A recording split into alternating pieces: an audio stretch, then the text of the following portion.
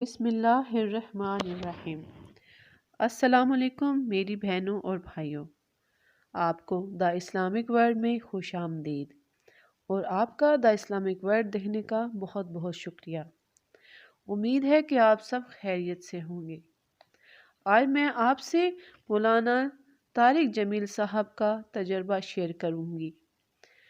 مولانا طارق جمیل صاحب جو ہمارے ہر دل عزیز مذہبی سکالر ہیں، جو ایک دفعہ انگلینڈ جیل برسٹل گئے۔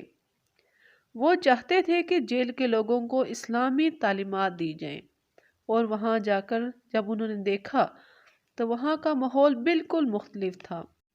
وہاں کسی اعلیٰ آفیسر کو سلوٹ نہیں کیا جاتا تھا۔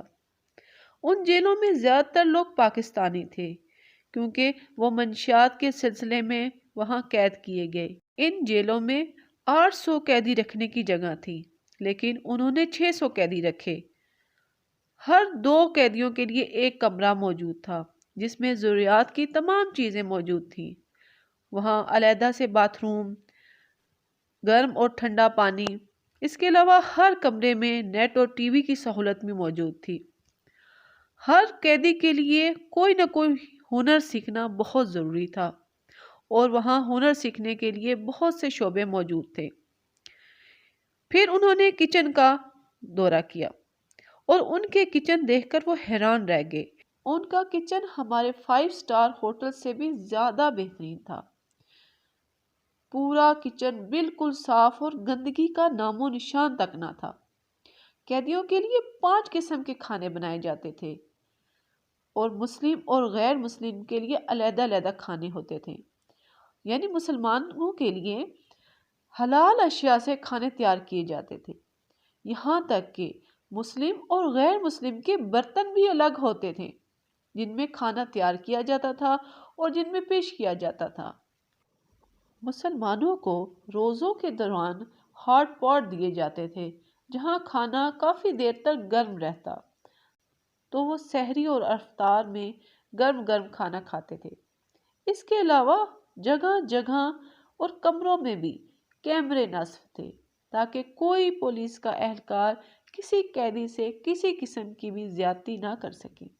ان جیلوں میں ہر قسم کے مذہب کے اسکالر آتے، جو ان کے مطابق تعلیم دیتے تھے۔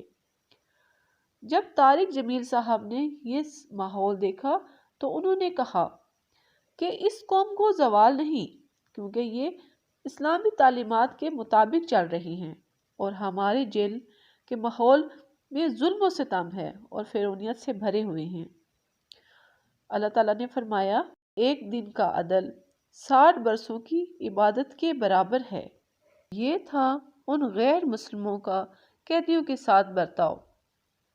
اگر ہم بھی تھوڑی سی کوشش کریں اور اپنا جائزہ لیں تو ہم ان سے بھی بہترین بن سکتے ہیں۔ اللہ ہم مسلمانوں کو بھی اسلامی تعلیمات پر عمل کرنے کی توفیق عطا فرمائے اور ہماری زندگیوں میں سے مشکلات کو نکال دے۔ آمین۔ اپنا اور دوسروں کا خیال رکھیے گا۔ اللہ حافظ۔